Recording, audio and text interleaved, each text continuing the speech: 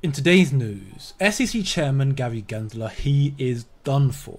After withholding information, in a sense he has perjured himself in front of Congress, and they have had enough.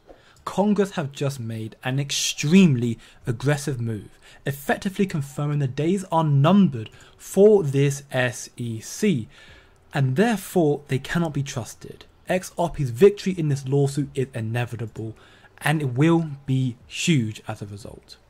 Last year, Patrick McHenry, the chairman of the House Financial Services Committee, asked Gary Gensler in front of Congress whether or not he believes Ethereum to be a security, to which he responded saying, "You wouldn't want me to prejudge." Take a listen. I said this in private. This should be no shock to you. I'm asking this question. Is Ether a commodity or a security? And again, it depends on the facts and the law, and if there's a group of individuals... I'm asking you about the facts and the law sitting in your seat and the judgment you are making. And so, Mr. Chair, I think you would not want me to prejudge because I'm also... But you have prejudged on this. You've taken 50 enforcement actions. We're finding out as we go, as you file suit, as people get Wells notices on what is a security in your view, in your agency's view. I'm asking you a very simple question about the second largest digital asset. What is your view? And my view is if there's a group of individuals in the middle that the public is anticipating... All right, so let me just ask a second question then. Now, not only was he completely dodging this question despite being repeatedly asked, it has now come to light that the determination had already been made.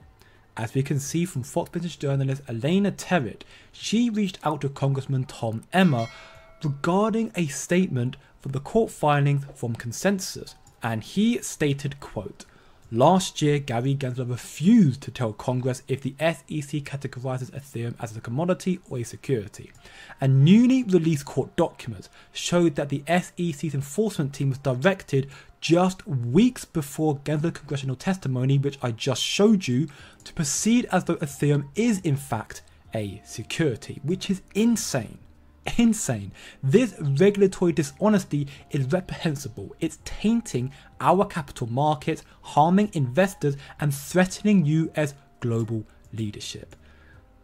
So he didn't exactly lie in front of Congress, but he did withhold information. Crucial, important information, and he did it intentionally, which means he intentionally misled Congress.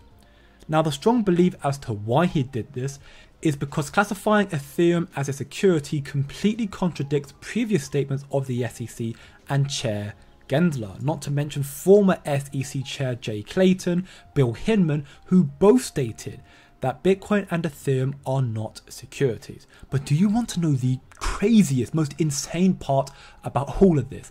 Honestly, the cherry on top in my opinion. As highlighted in this post from Elena Terrett, Patrick McHenry commented that this is just mere months after a federal judge sanctioned the SEC's enforcement lawyers for lying in the court. The corruption is so deep and evidently it stems from the top downwards.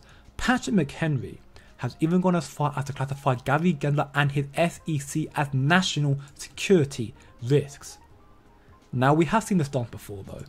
Congress issuing subpoenas, letters and warnings to Gary Gensler to watch his step while he just laughs in their face like the clown he is. Even XRP lawyer and now Senator candidate John Deaton has commented that it's time to go big or go home and issue multiple subpoenas.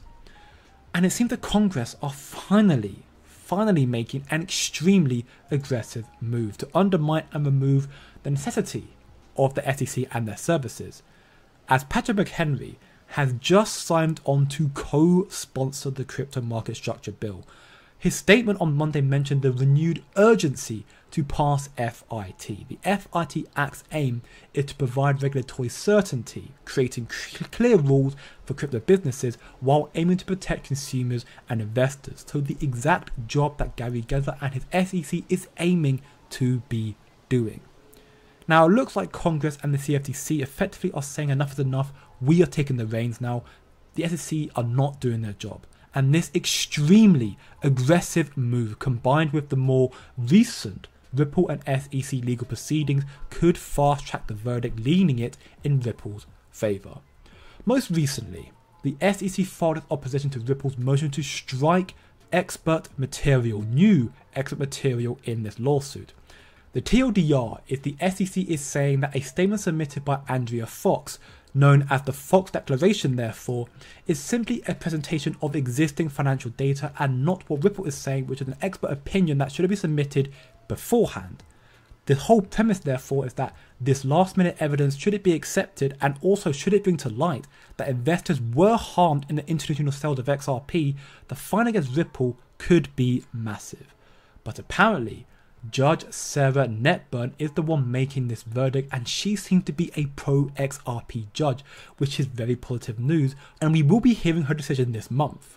But ultimately this lawsuit seems to be leaning in Ripple's favour. As Charles Gasparino puts it, Ripple has done well because they have a really good counsel. One thing that's interesting about these crypto firms that sue the SEC and fight them, they do usually get really good counsel. I mean, Ripple had really good counsel. That's why it won sort of a half-baked victory, and it's still fighting another day. And it's no surprise that the court keep leaning in Ripple's favour. As Devin Nunes puts it, the SEC is really, really corrupt. And we can't have access to the capital markets like any other company can. I think it's really, really corrupt. And I think the more time that goes by, I think the Congress, as they begin to look into this, is going to figure out just how deep this is. You ask me, who are these players? Well, look, Gensler, the head of the SEC, is someone who was heavily involved in the Russia hoax. In fact, he was the guy who helped to finance the Russia hoax. He was the treasurer of the Clinton campaign back in 2016. We investigated all of this in 17 and 18. And look, we found out that he was the guy who made the payments to a law firm who then moved it on to Fusion GPS. And now with the SEC's recent drama with Congress, the SEC has now dug them a hole that they won't be able to get out of. And when Ripple wins, well, the timing of this couldn't be any better. CBDCs are taking off. ISO 20022 adoption is taking off. Mass cryptocurrency adoption is taking off, all simultaneously, all at once, all at the same time. And at a similar time, conveniently if you will, that Ripple will get legal clarity. A massive coincidence maybe, but it will be the first crypto in history that gets clarity in the United States, legal clarity, at the same time that all the mass adoption is taken off. Their adoption therefore is going to explode, their price therefore is going to explode. And this may also be the door that introduces XRP ETFs. Considering what they have done for Bitcoin's price, this could spell great news for XRP as well. We are now in the second wave of crypto development and adoption. The first wave of crypto development and adoption was mainly in the retail market, but the second wave is for the banks and financial institutions. With the regulations closer than ever, with MiCA coming in just a month or two away now, regulations that Bitcoin and Ethereum won't have and won't be a part of. In the long term, XRP will replace them both and become that bridge currency for the new financial age for CBDCs worldwide. Thanks for watching, and I'll see you in the next one.